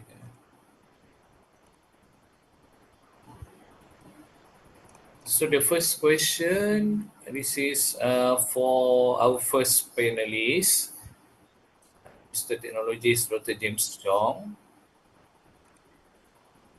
Regarding the exploration of body composition, particularly in the context of medical assessment, could you shed light on the typical radiation dose exposure associated with methods or technologies used to measure body composition? Additionally, how does this exposure compare to other commonly used medical imaging techniques? Okay, please, Dr. James. Well, as short and simple, for DEXA scan, the dose is very, very minimal. It's depending on the body size of the patient. So approximately about 0.001 millisievert up to 0.01. So compared to like CT, you probably receive 2 to 10 millisievert, and X-ray is probably, if for X-rays, a chest X-ray is about 0.02 millisievert. So its comparative is like 1/4 of a chest X-ray, so it's very, very minimal. So I would say it's pretty safe. So most of the time when people would like to have assessment when look at their fat volume, muscle mass, so you can go through the scans like 2 to 3 times over a certain period. So for example, if you are going for a weight training or you're going through a weight reduction program, so you probably have to do a pre-scan before you start your intervention, be it is with a diet or with your weight training. After that, in the middle, you probably observe again and evaluate the your results, and at the end of your intervention, then you measure again. I would say it's pretty safe and the dose is very minimal, so you can see your progress whether during your intervention whether it helps with your target or not, and your maybe your dietitian, your physician, your endocrinologist, or even your trainers can help out to further and strengthen or change the approach that to make your target achieved. Okay, thank you, Dr. James. I hope it answered the question well. And then for the second panelist, Mr. Sasidaran, your discussion on the radiographer role in the interventional cardiovascular laboratory is fascinating.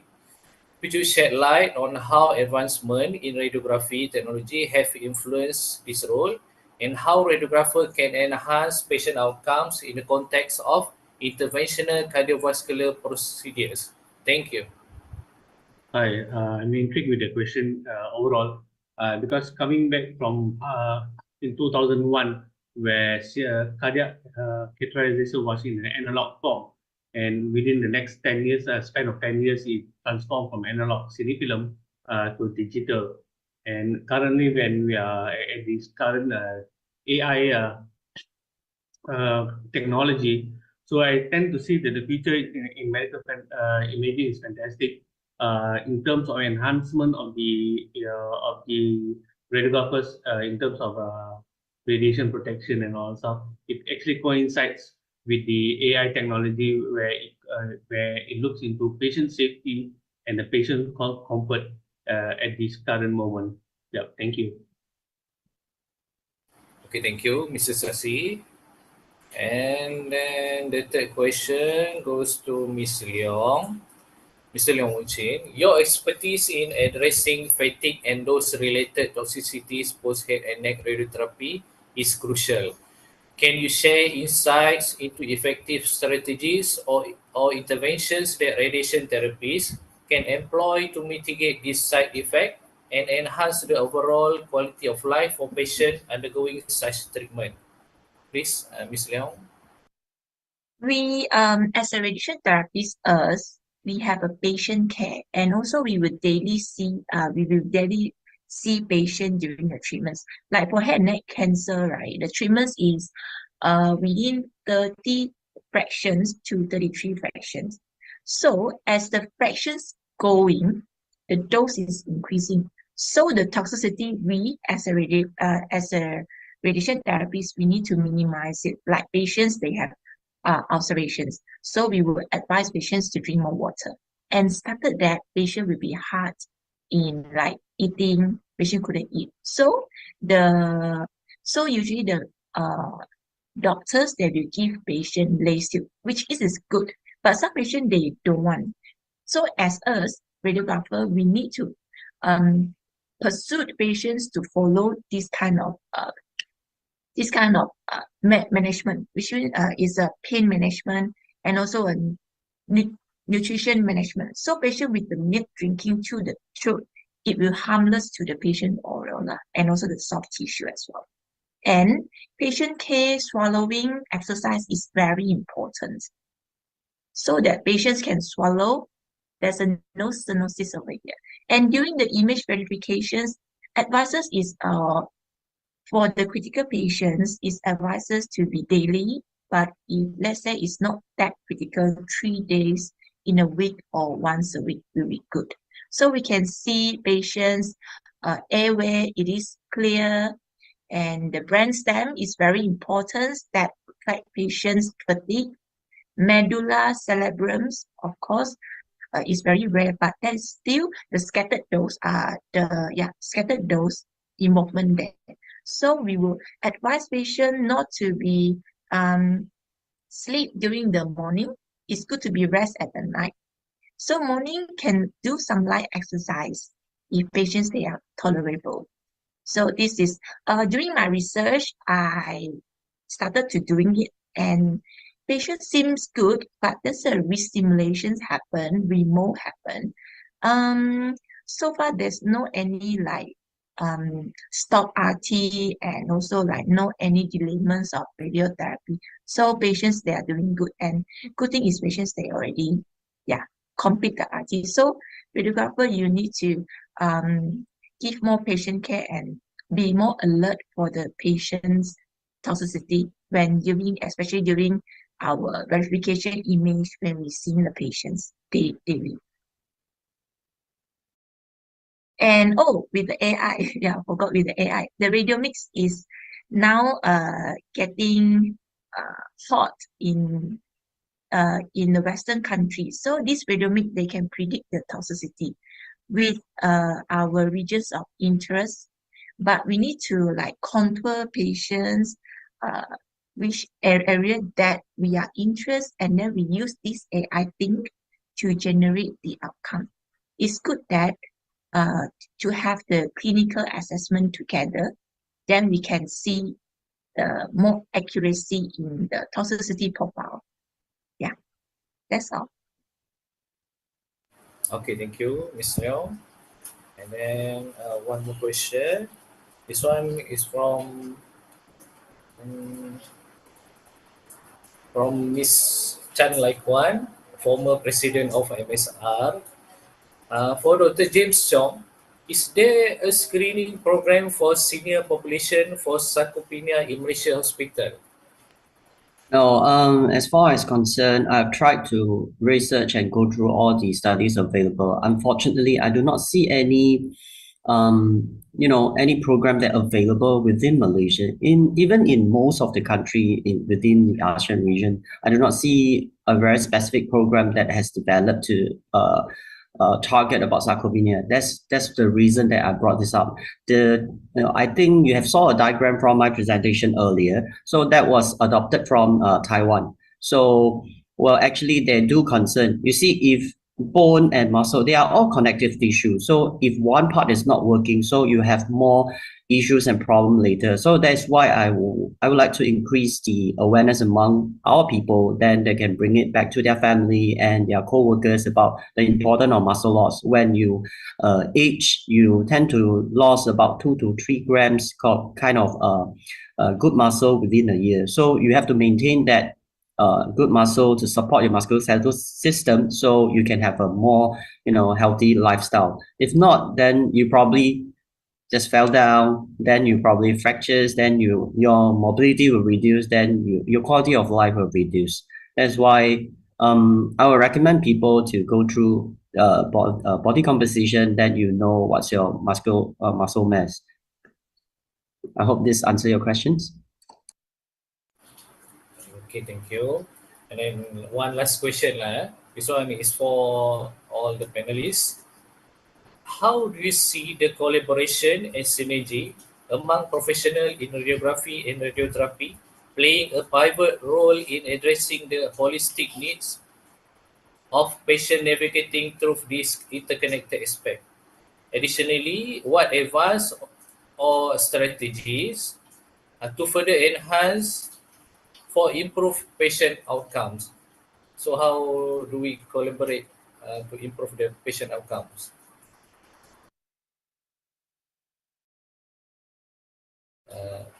Anyone? Mr. Sasi, maybe you have opinion on this?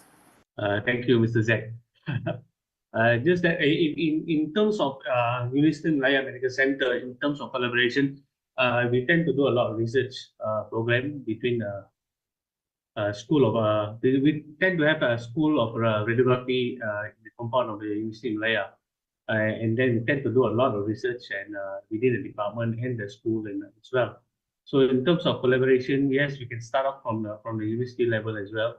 In terms of hospital, and then there's many ways that you can collaborate between vendors in R&D sectors and all stuff.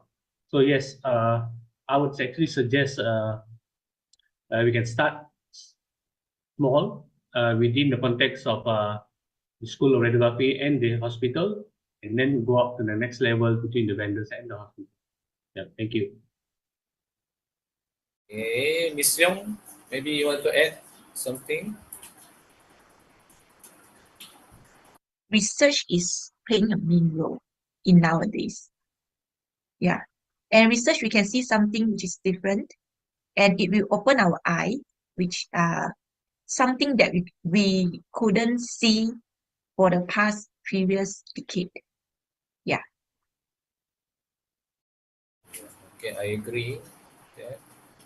Dr. James, Anything? Well, I think this is not really rocket science. The most important thing is communication. So I think every hospital, you probably when you have a cancer center or you have any multidisciplinary approach, you probably form a tumor board or something that you can discuss a case. When a case is presented, you will have all your multidisciplinary people, be it a dietitian, radiation therapist, your medical physicist, that can sit together with all the oncologists and even nuclear medicine physician to discuss about the case, what is the approach you're going to, share the decision that what's the best approach for the patient, that you can come up with a better conclusion or better outcome for the patient instead of single view kind of medical approach. It should be an integrated care plan that from multidisciplinary. So that will really help out for the patients. Well, definitely I agree with the other two panelists. For example, research is really helping for making decision. Okay, thank you to all the panelists. Yeah, so we have to work as a team. We don't consider we are a radiographer, diagnostic, or we are radiation therapist, but we are there to help the patient. That is our purpose to be there. So now it comes to the end. But now let me hand over the session to our president, Ms. Pichiluna, for the discussion session with the president. And she will continue by announcing the next host for CPD ASIA. Over to you, Ms. Pichiluna. All right. So I have to before we have our speakers leave here, can I add some more questions for them? I received some questions here. And I think some panelists can also add if you have something to add here. So first question is for our first speaker. Can you, with the changes in the DEXA machine or the software over the time, as we know, it may affect comparability of results from scans conducted at different points in time. Can you share about standardization and calibration efforts that are considered specifically essential when doing longitudinal scans? Well, in terms of calibration, I'm not a physicist, so I'm not really, into this kind of calibration. I'll leave it to the vendor or the medical physicist. But in terms of you talking about the result standards, most of the time we will try not to get the patients to consume like calcium kind of thing that will affect the bone density. While the rest is pretty stable for a DEXA body composition compared to BIA, which your body fluids or even your drinking water can varying the results from time to time. So because it makes the assumption of 76% of the body fluid within the body. So for DEXA scan is pretty standard. But for quality analysis, I will say I'll leave it to the professionals. Thank you. Thank you, Dr. Chang. And for our second speaker, Sir Sasidaran, interventional radiographers play a crucial role in various procedures, including fractional slow reserve, as you have said. Can you share some challenges and solutions specifically related with equipment familiarity and maintenance of proficiency of radiographers using equipment and software that you employ in your department? Yeah, like I mentioned earlier in my slide, that we do daily calibration in QA for each machine and all stuff. So your question again is regarding each modality or as general? It says here that she's asking about specifically for FFR assessment. Right. Can you cite, how do you, what can you say about the most challenging concern, and do you have solutions there for RadTechs regards equipment familiarity, software, and how do they maintain their proficiency when using the assessment? Sure. Like in my last slide, the FFR is done by the CVTs and not by the developers. But to answer your question, basically, I mean, the FFR actually comes together like a R&D setup where each equipment is already been QC'd and all. So in terms of safety and quality, I don't think it's jeopardized in any way, unless you do it during the procedure and they tend to see any defects and all stuff. So those defects actually is coming from the vendor and not from the user as well. Yeah. But that is the reason why there's a lot of the operators in the world is opting for QFR rather than FFR, because they don't intend to use the pressure wire, because the pressure wire goes in directly into the coronary artery, and that actually can have a tendency of perforate the vessel and to dissect the vessel as well, especially in inexperienced operators like the fellows and all that stuff. So that is the reason why they are opting for QFR right now. Hope it helps. Yes, thank you for that, Sir Sasidaran. And the last question I received for the third speaker is regards assessment or verifications as the first and crucial part in any imaging or radiation therapy. Can you share about the assessment tools and measures that are available in your RT facility for radiologic technologists? Assessment tool, I would recommend for the mental first, because we need to assess the mental to stabilize the patients, to see how patient is stabilized. Acceptance of illness scale. Secondly is patient health literacy. The level of health literacy is very important to test patients' health indications, to see how patients good in making decisions, and it is to test patients the treatment's adherence, because radiotherapy things is very vital and important and also very crucial, as we all know that we not encourage patients to stop the RT, especially for the cancer patients that they are undergoing the radiotherapy. If patient haven't started the RT, you can stop immediately. It's better good that you stop, then you continue, and then you stop in the middle. So I will highly recommend the health literacy. And secondly is fatigue, because we can assess fatigue, the level of fatigue, concomitants with the toxicity together. So radiographer, radiation therapists, we can know, okay, patients, they have mucositis, or patient is tired because of what. And also at the same time, we can see patients' quality of life as well.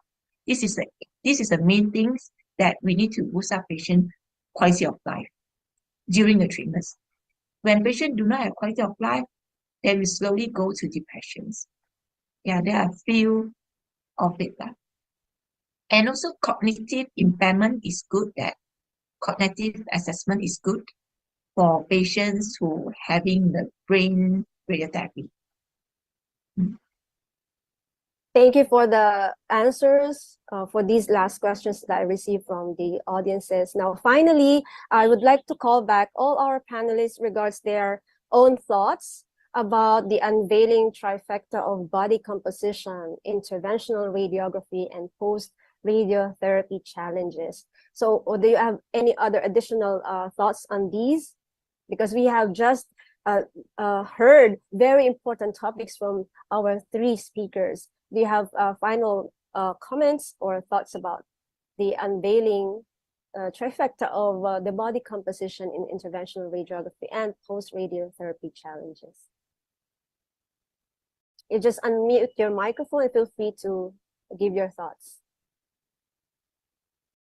Well, as I mentioned previously, it's really about multidisciplinary approach. When all our discipline, be it medical practitioners or allied health professional, nurses, all our efforts is to improve quality of life of patients. So whatever we do is to produce the most positive outcome for the patient. Be it is what kind of technology, what kind of interventional approach.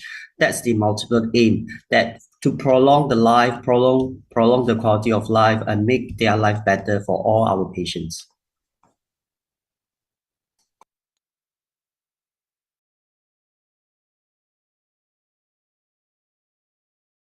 Yes, do we have any other additional and final thoughts on these?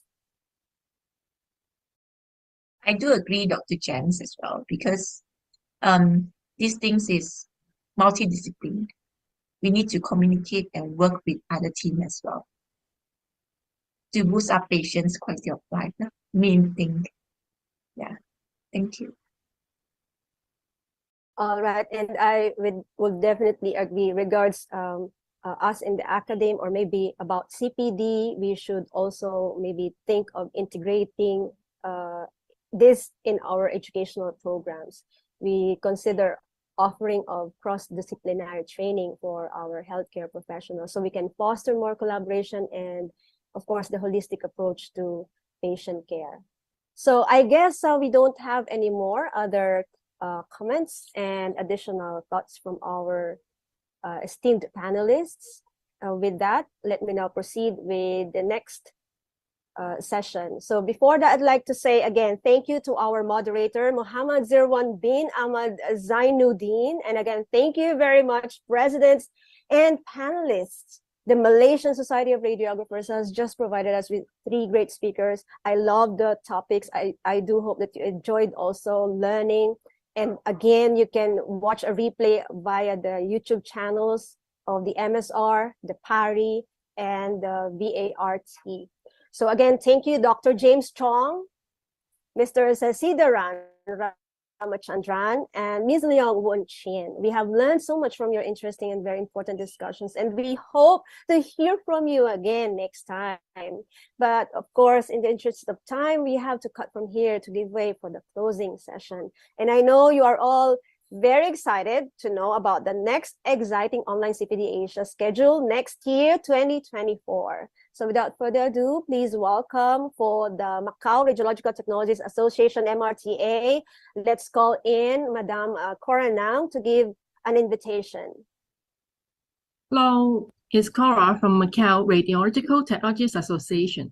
Here I would like to introduce the next Asia CPD that will be hosted by our society.